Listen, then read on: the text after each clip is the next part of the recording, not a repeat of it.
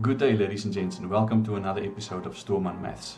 Today we are going to have a look at decimal numbers, and I'm going to show you how to transform a rational fraction into a decimal number, and we'll also do the reverse. We'll take a decimal number and we'll transform that back into a rational fraction. Okay, so let's get started. Now, please remember from my previous video on rational and irrational numbers, remember the following. Okay. First off, we said that the definition of a rational number is any number that can be written as A over B, okay? And if you don't understand A over B, think of it like this. It's any number that can be written as something over something, all right? Any number that can be written as a fraction that is some integer over some other integer, okay? So in these two blocks can be any integer, any number can be in one of those two blocks. So you don't have to think of it as A over B. We'll get to algebra a little bit later and then this will make more sense to you. But for now, if you don't understand algebra that well yet, think of it as any number over any other number. Okay, and this form of writing numbers is the same as a fraction. All right, you know, like you've got a half maybe, or you've got 3/4, you know, the same as that. So it's just the same as writing any number in a fraction format, all right? And then the most important thing when we are talking about rational numbers is that both the numerator must be an integer and the denominator must also be an integer. Okay, so I'll repeat it for now. The definition of a rational number is any number that can be written as something over something else, all right? And both of these, the numerator and the denominator, both of those are integers. Then this is a rational number, and remember the symbol for rational numbers is a Q. Okay, are you with me so far? Not too bad. If you don't remember it that well, go back to my previous video, go and have a look at that one again, and I'll explain everything in there in very more detail. Okay, so an important distinction before we go on is remember this. When we are working with fractions, the denominator b may not be equal to 0, because then we are dividing by 0. We may never divide by 0. All right, so just keep that one in mind. Okay, so we've got the definition for a rational number, and then what else did we say in our previous lesson? When we have a look at the decimal versions of rational numbers, say for instance we look at the decimal version of a half, all right, we can calculate on our calculators, but it'll be 0.5. When we look at that decimal number 0.5, okay, what do we see? And there are two important things that we see when we look at the decimal version of rational numbers. Two important things. The first one is that the decimal number terminates, okay? It ends after a number of decimals, all right? When I say number of decimals, I mean after a couple of numbers after the comma, okay? So it ends, it terminates. That's the first important rule. Number one, the decimal ends. Okay, if it happens that the decimal ends, then you know it's a rational number. You know that this decimal here is a rational number, and therefore its fraction, when you convert it back into a fraction, that fraction will be an integer over an integer, and it'll be a rational number. So if it ends, okay, that's the first one. The second one we had a look at is when there's a repeating pattern. So repeating pattern. Okay, and what does that mean? Well, we said if we have something like this, 1/3 or a third, the fraction a third, if you put that into your calculator and you calculate the decimal version of that, you will get 0.33333, and so on and so on and so on. All right, so it means that the 3 is repeating infinitely. So there's a pattern of 3's that are repeating over and over and over and over again, and we write it like this, 0,3, and we put a little dot on top of the 3 to indicate that the 3 keeps on repeating forever. Okay, we can also have something that looks like this, 12 by 99, and this will be 0,12, 12, 12, 12, and so on and so on and so on. And in this case, there is a repeating pattern, and you can clearly see that the pattern, the one that keeps on repeating, is the 1 and the 2. The 1 and the 2, the 1 and the 2, and this one we write like this, 0,12, and then we put a little stripe on top to indicate that it's 1 and 2 that keeps on repeating, repeating, repeating, and therefore there's a pattern. Okay, so again, if you see a repeating pattern, that also means that this number is a rational number, all right? And it then means its fraction. If you convert it back to a fraction, that fraction will be an integer over an integer, and it'll also be a rational number. An integer over an integer, and that will be a rational number. Okay, so this is just a quick recap of the previous lesson with rational and irrational numbers. And like I said, if you forgot it a little bit, don't worry, go back to my first video and have a look at it again, and I'm sure you'll understand it much better. Okay, now what we're going to have a look at today is how we get from a half to 0,5, or how we get from 0,5 back to a half. Okay, and we are going to do this today without using a calculator. Okay, now I would like to urge you to not use your calculator all the time. All right, this is very important. So for instance, your multiplication tables, you must know them. All right, in grade 10, you must know your multiplication tables, and you must know them off by heart.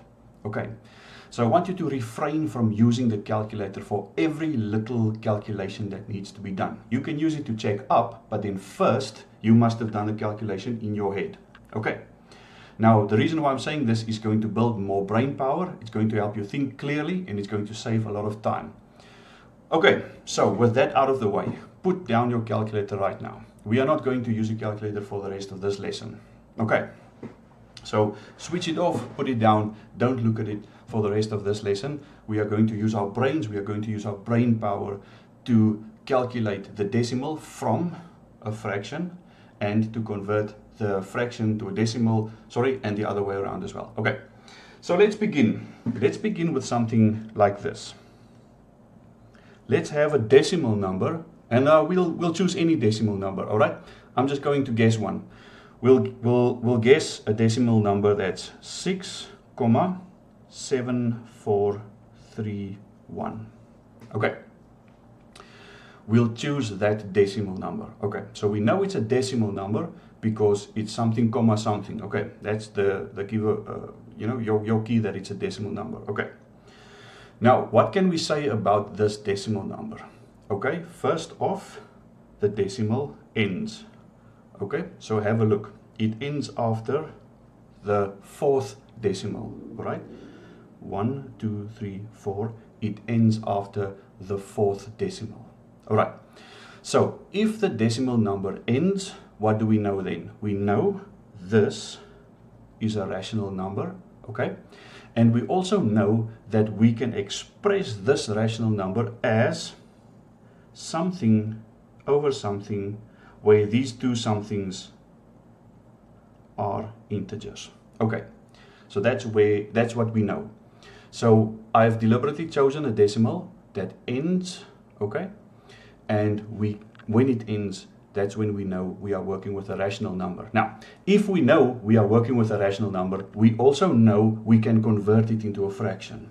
Okay, if it was not a rational number, okay, if you can remember the square root of 2, we determined that the square root of 2 is not a rational number. So the square root of 2 is an irrational number. Okay, how do we know when it's an irrational number? Well, the decimal does not end, okay, and there is no repeating pattern. Okay, can you remember? If the decimal does not end and if there is no repeating pattern, then we are working with an irrational number. Now, here's the kicker. when we know that we are working with an irrational number, we cannot convert it into a fraction where we have an integer over an integer. That's important. When we know we are not working with a rational number, we are working with an irrational number, okay, then we cannot convert it into something over something where the somethings, the numerator and the denominator, are both integers. So what do? We leave it in this form. Right, we just leave it like that. We know it's an irrational number, we leave it like that. We cannot have the square root of 2 as something divided by something where both of these are integers. Okay, there won't be something like that. However, when we work with rational numbers, like this for instance, okay, 6,7431, we can see the decimal ends after the fourth decimal, so we know it's a rational number, and therefore we know that we can convert it into a rational fraction where the numerator and the denominator are both integers. Okay, and that's a rational number then. Alright, so let's go and have a look at it. Let's do it. Let me write it down here again. 6,7431. Alright, now let me take you back to some of your earlier mathematical years, earlier experience, if you will, and see if you can remember this. At some point in time during your schooling career, much earlier, the teacher may have given you some kind of addition sum that looked like this. 7,350 plus 200 and let's make it 71. Alright. And then you had to use this method of addition. You have 0 plus 1, that's 1, and a 5 plus a 7, that's 13, and we carry the 1 over, so it becomes 4, and 4 plus 2 is 6, and then we have our 7 because there's nothing there. So if we take 7,350 and we add to it 271, then we get 7,631. Okay, so very easy peasy, right? All of you understand this. This was something that was done way back in your earlier days of mathematics. Now, the teacher probably explained to you something like this. This column here, this was your tenths column. This one here was in your hundreds. This one here was in your thousands. And this one here was in your 10,000s. Right. So probably she explained something like this, and then that helped you to do the addition sum and clarify how you would do it and make it clear, you know, why do you add this one and this one and this one, then you carry the one over and so on and so forth. Okay, so the process we are going to use is very similar.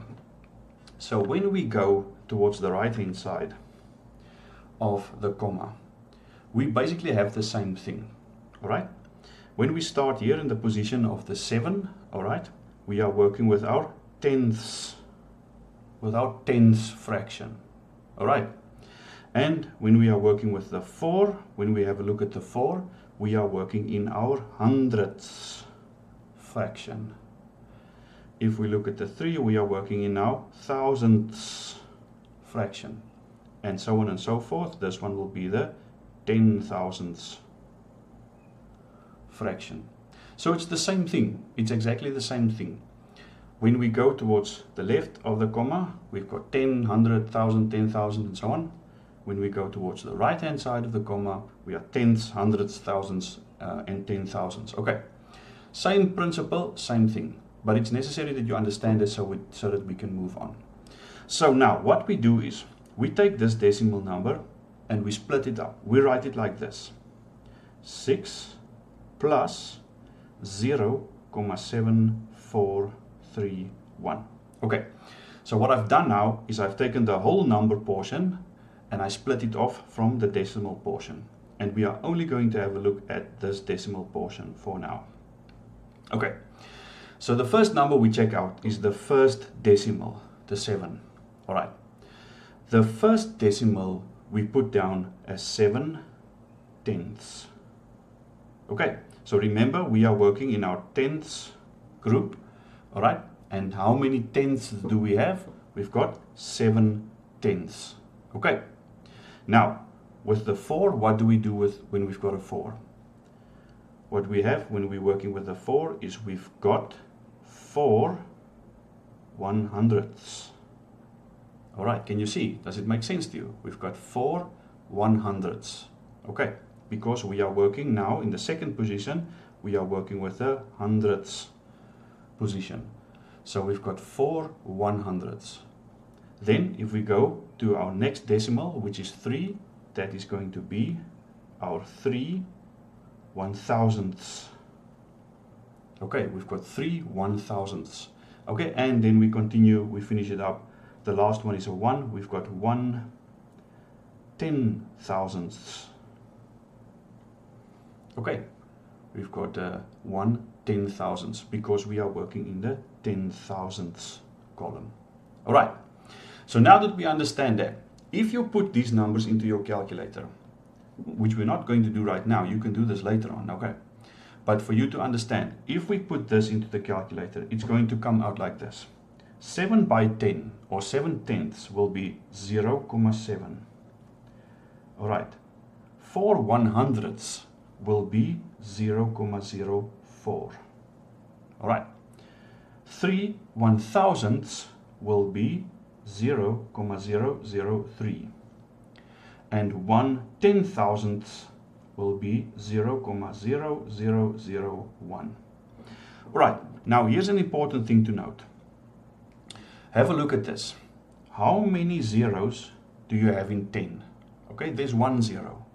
All right, so when we are working with tenths, that means that there must be 1 decimal number. All right, the same number of zeros we have in our class denominator, if I want to call it that. The same number of zeros, that is the same number of decimals we'll have. So if 10 has got 1 0, then we'll have 1 number after the decimal, and that number will be whatever's on top of the 10. Okay, so 7 by 10 or 7 tenths will be 0,7. Now let's see if we can figure out the rest. 100 has got 2 zeros, so it must have 2 decimals or 2 numbers after the comma. All right, and whatever is on top of the 100, that must be the number in our decimal. But because we only have a 4, we did not have 40 for instance, we only have a 4, that means that we have 0,04. Okay, only the 1 4. Does it make sense to you? All right, again, 1,000 has got 3 zeros, so it means there must be 1 2 3 numbers or positions or spaces or decimals after the comma. All right, and because we have a 3 on top, that'll be 0,003. Okay, and the same thing for 10,000, we've got 4, so there's 1 2 3 4 positions, and because we have 1 on the 10,000, it means it must be 0,0001. Okay, just something important to note. Right, so now let's go back to our number 6,7431.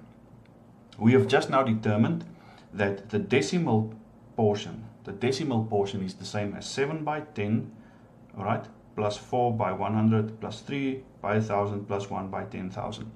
So we can rewrite this as 6 plus, all right, 7 tenths plus 4 100ths,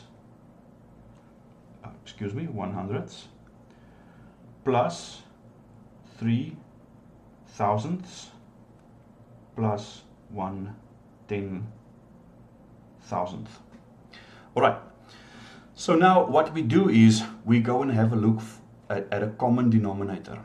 Okay, so if you can remember your fraction calculations, fractions calculations, what do we do when we want to add 2 fractions together? We must find a common denominator. All right, so let's do that. We had 6 plus 7 tenths plus 4 100ths plus 3 1,000ths plus 1 10,000th. Okay, that's what we had. Now we must go and find the common denominator. Now in this case, our common denominator will be 10,000. We need everything to be on 10,000. Everything must go on 10,000. 10,000 is the common denominator. So what must I do to get 7 tenths so that it becomes something over 10,000. All right, now to get that, I must multiply the 10 by 1,000. Okay, so that means I must also multiply the 7 by 1,000 to create the same equivalent fraction. So I will have 7,000 on 10,000 plus, what must I multiply the 100 with? I must multiply 100 with 100, and then I must do the same at the top, and that's going to give me 400 by 10,000. Okay, can you see? And we do the same for all the rest. What must I multiply 10,000 with to get to 1,000 with to get to 10,000? Multiply by 10, and also at the top multiply by 10, and then that gives me 30 by 10,000. Okay, and then the last one remains as is because it's already on 10,000, and so that remains 1 over 10,000.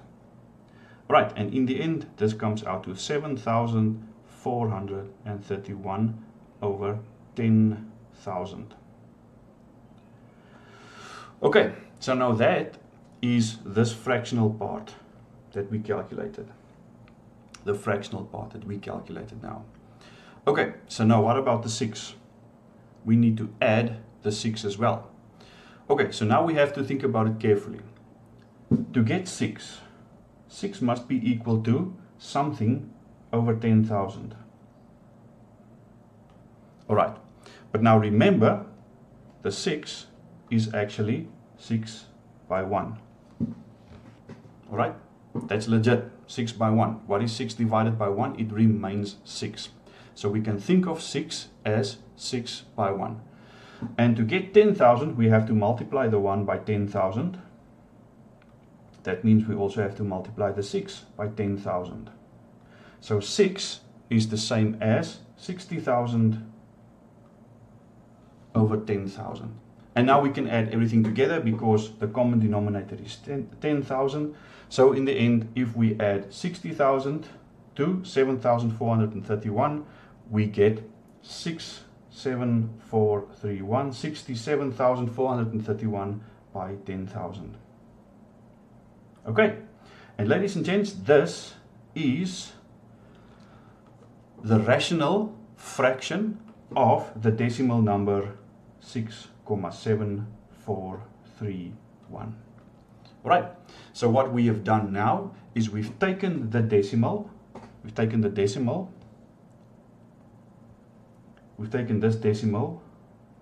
6,7431, and we have converted it into its rational fraction.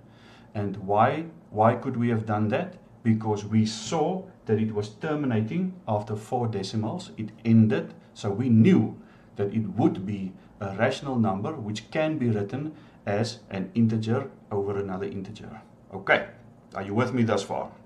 It's not very difficult. Converting decimals back into fractional or rational fractions is very easy. And we've done a whole big calculation with it, but I'll show you a shortcut. So it's important that you do understand the calculation. 6,7431, that was our decimal. Now can you remember when I said the number of zeros is the same as the number of decimals after the comma? Alright, can you remember that? If you don't, just rewind a little bit, go and have a look at it again. Alright, it'll make sense. So how many decimals do we have in this case? 1, 2, 3, 4. If there are 4 decimals, it means that we are going to have something over 10,000. Why 10,000? Because the number of decimals must be equal to the number of zeros. 1, 2, 3, 4. Okay, that's the key. The number of decimals must be equal to the number of zeros. And then it's very easy. You just take away the comma and it becomes 6,7431, 67,431 by 10,000. The same as what we got here. All right, let's do a different one. Let's take 341,28. 341,28. And we'll convert that into a rational fraction. Can we convert it into a rational fraction? Yes, we can, because it ends after 2 decimals, right? We can see that it ends after 2 decimals. So we know we can convert it into a rational fraction. Right, so let's count the number of decimals. There's 1, there's 2. If we have 2 decimals, we know it should be something over 100. It should be something over 100. Okay, can you see? 2 zeros, 2 decimals. Okay, and then all we do is we remove the comma and we say it's going to be 341 or 34,128 100ths rather. Okay, easy peasy, very easy. All right, so converting from decimal to rational fractions, very, very easy. Okay, now let's say, for instance, we want to do it in reverse. I'll give you a fraction and you must take that fraction and you must convert it into a decimal number. All right, so let's go and have a look at that. All right, so we'll start off easy. Let's take a half. All right, so I'm taking a half, and we know at this point that a half is equal to 0.5. But I want to show you how we get there without the use of a calculator. So how do we know that a half is 0.5? Okay, so when we look at this fraction, when we look at a half, remember now, just a couple of minutes ago, I explained to you that the fractional part, let's do that again, 6,7431. The fractional part was, this was the tenths, this was the 100ths, this was the 1000ths, and this was the 10,000ths group. Right, can you remember that? We just spoke about it, right? If you forgot, go back, have a look again. All right, so now when we look at a half, we want to make this half, and this is the important step, so check it out. We want to convert this half, this fraction, this rational fraction, we want to convert it into something that's either going to be something over 10 or something over 100 or something over 1,000 or something over 10,000. All right, so we want to take this fraction and we want to convert it into an equivalent that's going to be something over 10 or something over 100 or something over 1,000, and so on and so on and so on. Okay, so that's what we are looking for. Now, the first thing that we need to determine is which one, 10, 100, 1,000, 10,000, which one do we need to choose? Are we going to work towards a 10? Are we going to work towards a 100? Are we going to work towards 1,000? All right, so we need to choose which one we want to work towards. All right, now the denominator 2 is less than 10. So let's check if we can convert 2 into 10. Let's see if we can convert 2 into 10. Now in this case we can. All right, we can do that. How do we do it? Well, we know that if we multiply 2 with 5, we will get 10. So if we multiply 2 with 5, it's going to give us an equivalent fraction, which is going to be something over 10. Okay, the denominator will be 10. So that's easy. 2 can divide evenly into a 10. So it makes sense for us to convert our 2 into a 10. Okay, now if I multiply with 5 below the line, I must also multiply with 5 above, right, to create an equivalent fraction. And this is going to give us 5 tenths. Now, let's go back to what we said just now. Remember, the 10 has got 1 0. The 10 has got 1 0. So that means we will have a decimal number that's going to have 1 decimal. It's going to have 1 number after the comma, to the right side of the comma. All right. So again, the 10 has got 1 0. So we will have a number that's got 1 decimal after the 0. And what will that decimal be?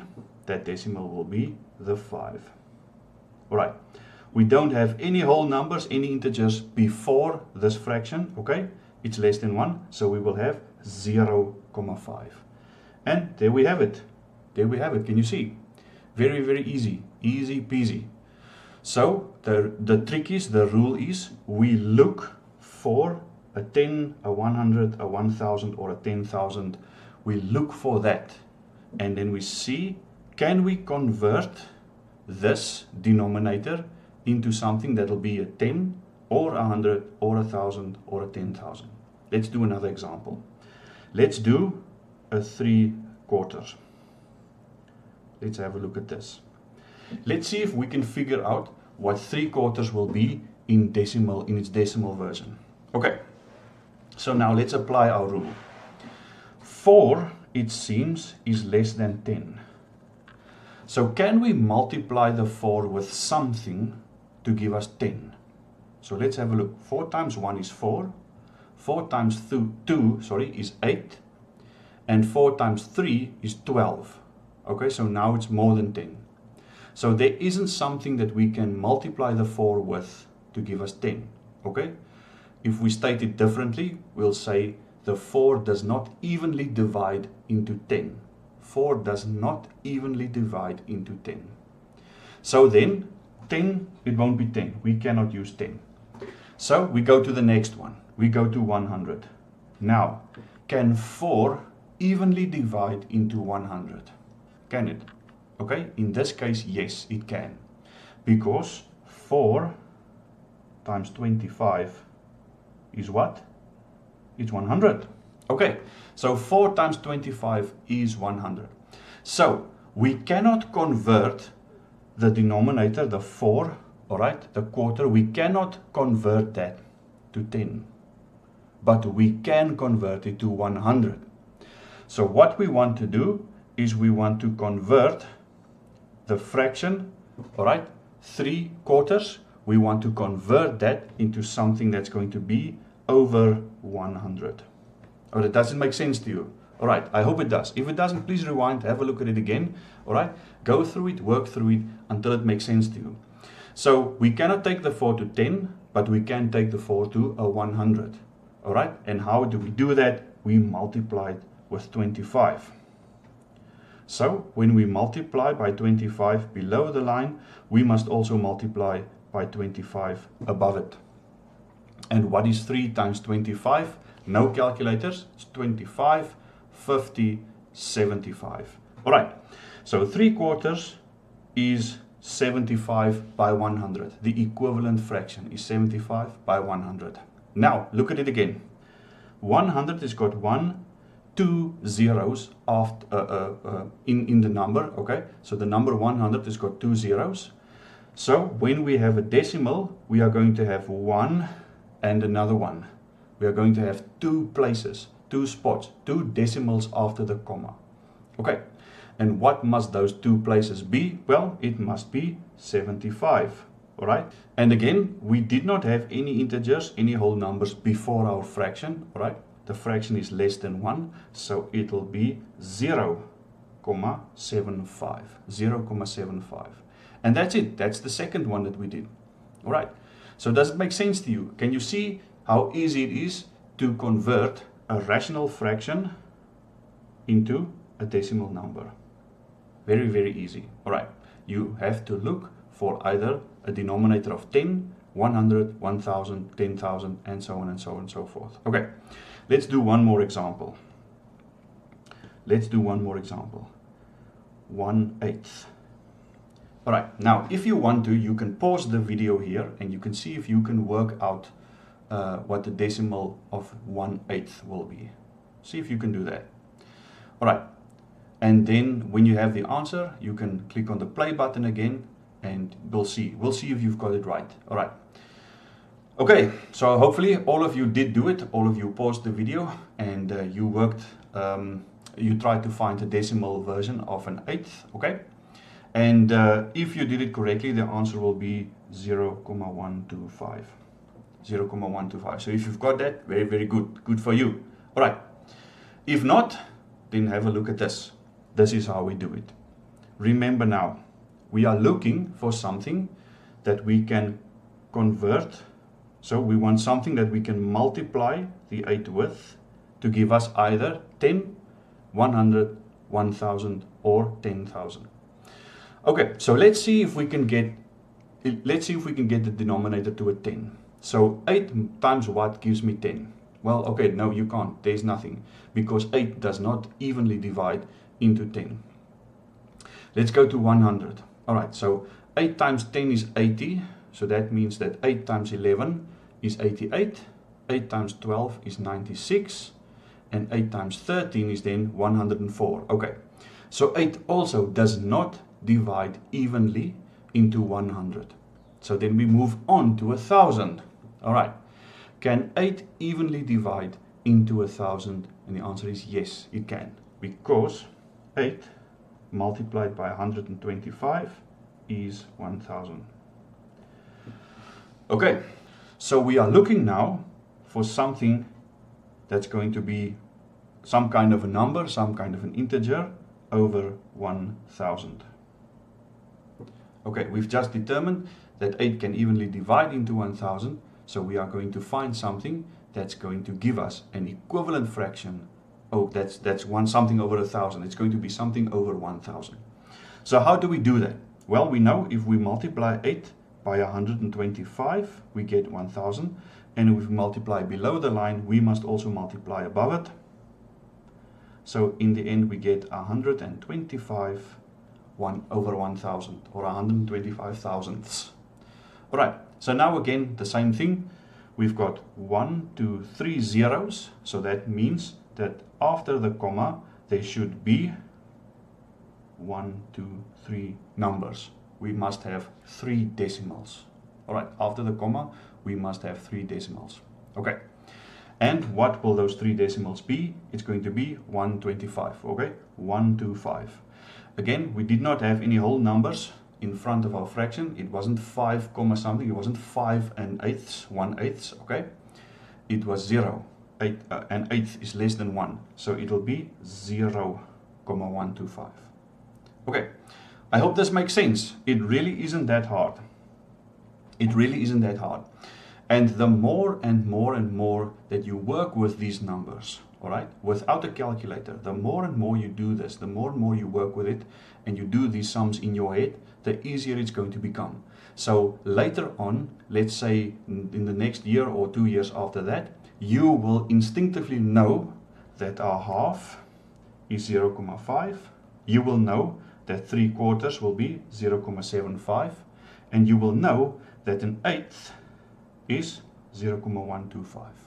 Okay, so that'll come to you naturally because you did not use your calculator, because you developed your brain power. Okay, you learned to think, actually. Okay, now let's move on. Up to now, we have been working with decimal numbers that terminates after a certain number of decimals. We had 0,5, we had 0,75, we had 0,125, we also used 6,7431. Okay, so all of these terminated after a certain number of decimals. And then I showed you a method that we can use to convert all of these into their fractions, something by something. Okay, they're rational fractions, that's important, remember that. All right, and I also showed you a method that we can use to take the rational fractions and convert these back into decimal numbers. All right, so something comma something, right? We had a half, which was 0,5, we had 3/4, which was 0,75, and we had an eighth, which was 0,125. All right, so we had been looking at decimal numbers that terminate. Now, remember right back at the beginning, I said there were 2 rules. The first rule was that the decimal ends, all right, the decimal ends. That was one of the checks for a rational number. The other check that we use for a rational number is when there is a repeating pattern. A repeating pattern. Okay, now a number that we can have a look at as a repeating pattern is 0,3333 on and on and on and on and on up to infinity. Okay, and we can write this as 0,3 with a little dot over the 3. Okay, so now what do we do, or let me rather say, how do we convert a number, a decimal number like this, into a rational fraction? Because we can convert it into a rational fraction. And why can we do it? Because it's got a repeating pattern. So remember, if there is a repeating pattern, we know it can be, or it will be rather, a rational fraction, which we can express as an integer over another integer. So we know we can do that. So if we take this number 0,33333 and we want to convert that into a rational fraction, we can do it. We know it's going to come out as something that's an integer over another integer. All right, so the method that we have been using up to now was like this. Let's take the 0,333. We've got in the first spot here, this is our tenths. All right, can you remember? This is our tenths. So we have 0, this is the 0, 0 plus 3 tenths. Okay, and then what then? We have another 3 in the 100th space, so it'll be 3 by 100. And then we've got another one that's going to be 3 by 1000. And then another one, and that's going to be 3 by 10,000. And what comes after that? Another 3, and another 3, and another 3, and another 3. So what do? We can't just go and keep on writing, 3 over. Eventually we'll get to a point where if you can make it that far, you'll get to something that's like 3 over a trillion, okay? Or 3 over a million or something like that. And that's ridiculous. You can keep on and keep on adding and keep on adding and keep on adding and keep on adding until you get blue in the face. All right, it's just never going to stop. So we cannot use this method. We cannot use this method to find the rational fraction. We have to use a different method. All right, and I'll show you that method right now. Okay. So when we look at this repeating decimal number, all right, we notice that there's only a single number that keeps on repeating. One single number that keeps on repeating. And that number is 3. It's always 3, 3, 3, 3. So there's only one number that keeps on repeating.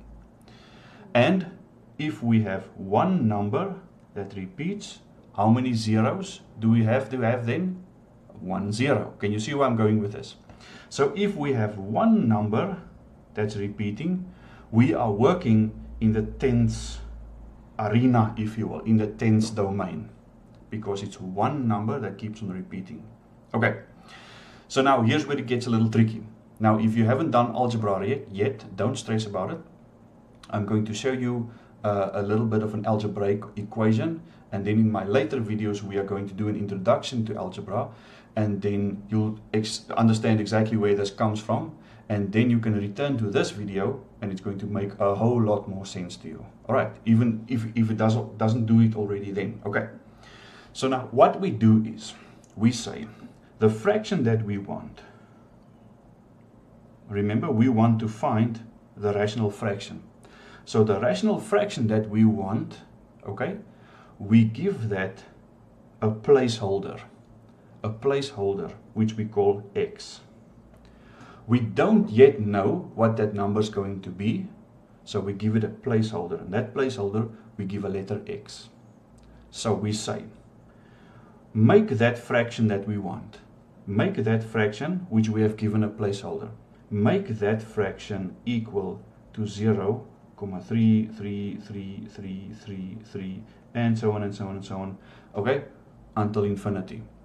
So we'll set our unknown fraction, the one we want, we'll set it equal to 0,33333 and so on and so forth. Now, because we are working in the tenths domain, because we are working there, we then say we take this equation and we multiply that by 10. We multiply that one by 10. So let's see what we get.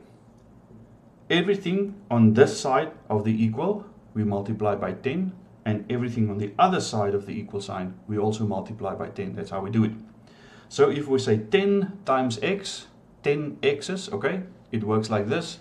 If you have 1x and you multiply it by 10, how many x's do you have? 10 x's. It's the same as saying I have 1 apple and I multiply by 10. So how many apples do I now have? I have 10 apples. All right. So if I say x times 10, that gives me 10 x's or 10x. We say 10x. All right. It means 10 times x or 10 x's. And this is going to be, all right, so what happens now when we multiply 0.33333 by 10? All right, and this is also another trick. 10 has got 1 0.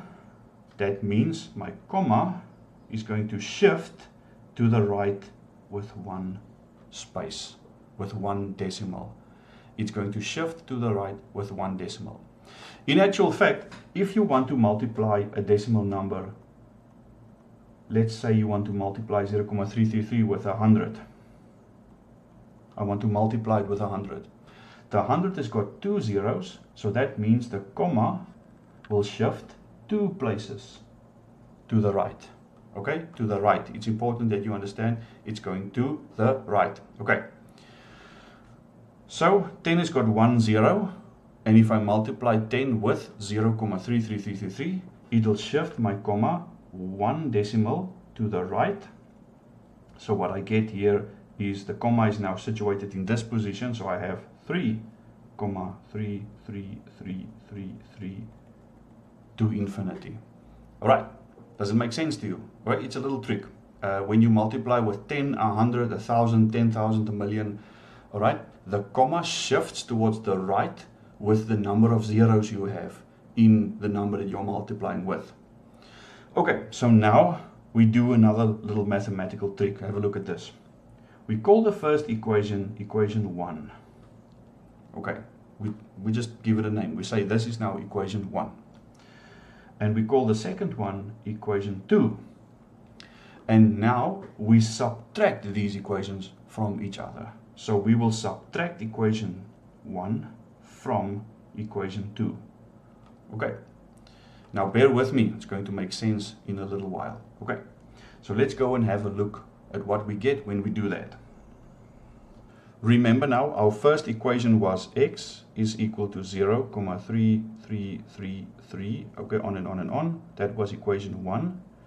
And our second equation, the one which we multiplied by 10, that is 10x is equal to 3,333, and so on and so on and so on. And remember now, it's because the comma shifted by 1 space, because there's 1 0 in a 10. And this one we called equation number 2. Okay, so then we said we will subtract equation 1 from equation 2, so 2 minus 1. And now let's have a look at what we get.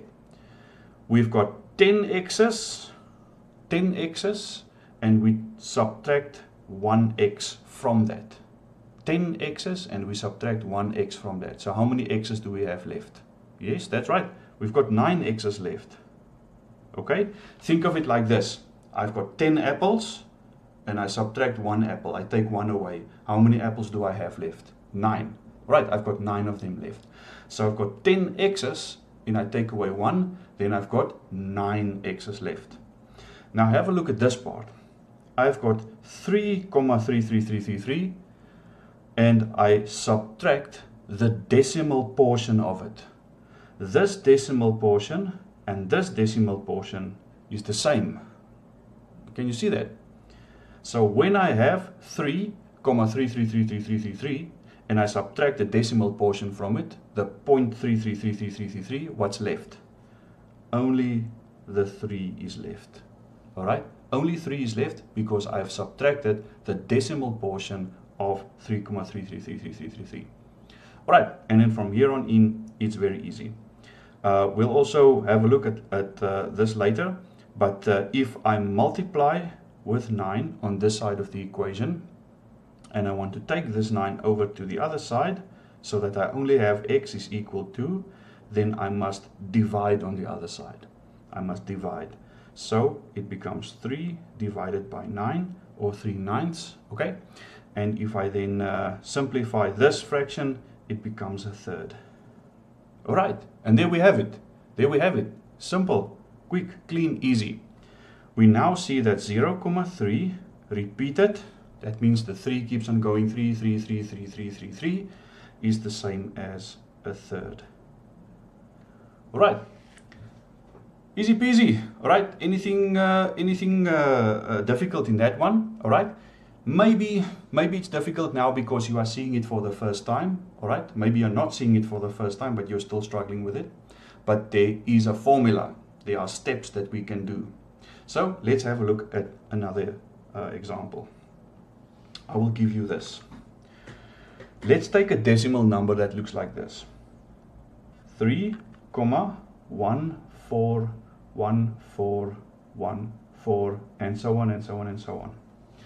Now remember, now we are looking at decimal numbers that continue to infinity. We've already done the decimal numbers that terminate, all right, earlier in the video.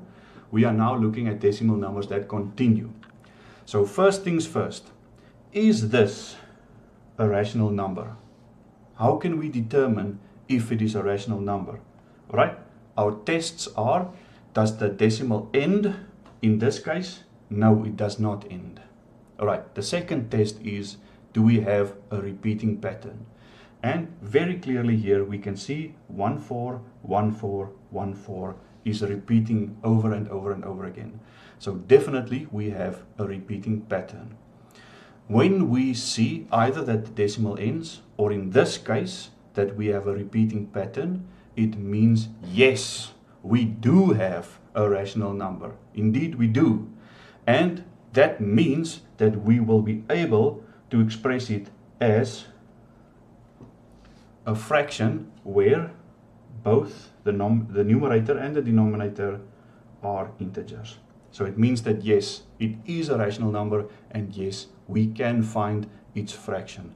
We can convert it into a fraction that's got integers both above and below our line.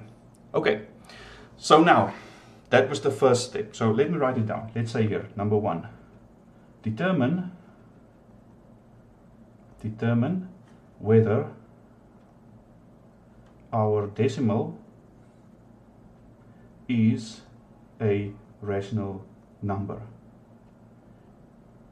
Okay, that's the first step. Determine whether the decimal is a rational number. Okay, and we just did that now by using the test, the two tests. Okay, does it end, or is there a repeating pattern? Okay, the second step is, how many numbers do we have that repeats? So remember, now in our first example we had one number that keeps on repeating. It was 3. 3, 3, 3, 3, 3, 3. Keeps on over and over and over and over and over. In this case we have two numbers that are repeating. We've got the 1 and the 4. 1 and 4. 1 and 4. So we have two numbers repeating. So the first case, when we had only one number repeating, we were working with a 10, because the 10 has only got 1 0. In this case now, the second example, we have two numbers that are repeating, so we are working in the domain of the 100ths. And why? Because 100's got two zeros, and we've got two numbers that keeps on repeating. The 100 has got two zeros, and we've got two numbers that keeps on repeating. Okay, so the second step is, how many numbers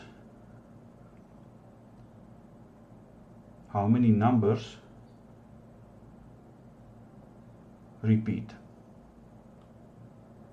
Okay, how many numbers repeat? Because that's going to tell us whether we are working with tenths, hundreds, thousands, or 10,000s, so on and so forth. Alright, so now we've determined that we are working with 100ths. Okay, so we now go towards the next step, and that is to say the fraction that we want to find. The fraction that we want to find. We don't know what it is yet, so we are going to assign it. We are going to give it a placeholder. We are going to give it a placeholder. And that placeholder, we choose the letter X. We choose the alphabetic letter X as a placeholder. And so we say, the fraction that I want to find, that placeholder, and we set that equal to our decimal number, 3,141414, and on and on and on and on. Okay, so the third step, set X equal to our decimal number. Right, set X equal to our decimal number. The next step is we multiply our equation with 100. So we multiply with 100. In the first example, we determined that we were working with tenths, and so we multiplied by 10. So we multiply the equation with that number, that domain number that we are working with. In the second example, in this example now, it's going to be 100. All right, so that's the fourth step. Okay, we multiply. We multiply the equations. Okay, so let's do it. Now, if I have one x and I multiply it with 100, how many x's do I have? All right, I now have 100 x's. If I have one apple, or a banana, if you want, if I have one banana and I multiply that with 100, how many bananas do I now have? I have 100. Okay, so 100 times x, if I have one x and I multiply it with 100, I've got 100 x's. And that is now equal to, now remember what I said, if I multiply with a 100, 100 has got 1, 2 zeros. So that means my comma, when I multiply the decimal with 100, the comma must move to the right with 2 places. So the comma will now be there. Okay, so this will then be 314, 141414. Okay, so that's what happens when we multiply the equations. And the last step, the last one we do, is we subtract the equations from each other. So subtract equations. Okay, and we'll call this one equation number 1, we'll call this one equation number 2, and then we'll say we'll take 2 and we'll subtract equation 1 from it. So that's going to give us, if I've got 100 x's and I remove 1, if I've got 100 x's and I subtract 1, then I have 99 x's left. If I've got 100 bananas and I take 1 away, I subtract 1, then I'll have 99 of them left. All right, and this is going to be equal to what? The decimal portion, 1414141414, on and on and on, is the same as this decimal portion, 141414, on and on and on. And so basically, I just eliminate, I subtract these two decimal portions from each other. And then I'm only left with 314 and 3.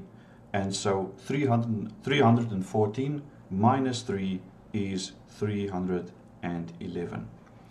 Okay, so now if I multiply 99 on the left hand side and I want to take it over to my right hand side, right of the equation, of the equal sign, and I want to isolate that x, then I have to, if I multiply this side with 99, I have to divide on the other side.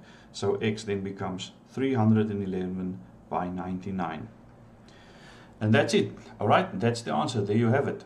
Okay, so if we go and have a look at it again, we'll find that the decimal number 3,141414 over and over and over again, all right, which we can also write as 3,14, and we put our little stripe over the 1 and the 4 to indicate that it keeps on repeating. That decimal number, and remember we have determined that it is a rational number, that is the same as 311 over 99, or 311 99ths if you want to. Okay, and then after the video you can go and check, have a look if that is indeed the case, and you will find that it is. Okay, so if you take your calculator and you put in 311 divided by 99, it'll give you 3,1414141414. But not now. You can do this afterwards. Okay, right. So for now everything is still in the brain. All right, in your brains. Okay, so that brings us to the end of this lesson. It was a long one. Thank you for bearing with me. But we did do a lot of good mathematics today in this lesson. Alright, so what did we do? First off, the definition for a rational number again. It's a number that can be expressed as a fraction where both the numerator and the denominator are integers. And remember, the denominator may not be equal to 0. Alright.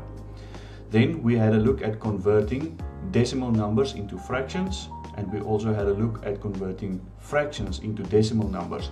And these were for decimals that ended, okay, they terminated. And then we also had a look at decimals that do not end, they do not terminate, but they've got a repeating pattern. And for that, we determined that this is our little formula to use. These are our steps to use to find the rational fraction.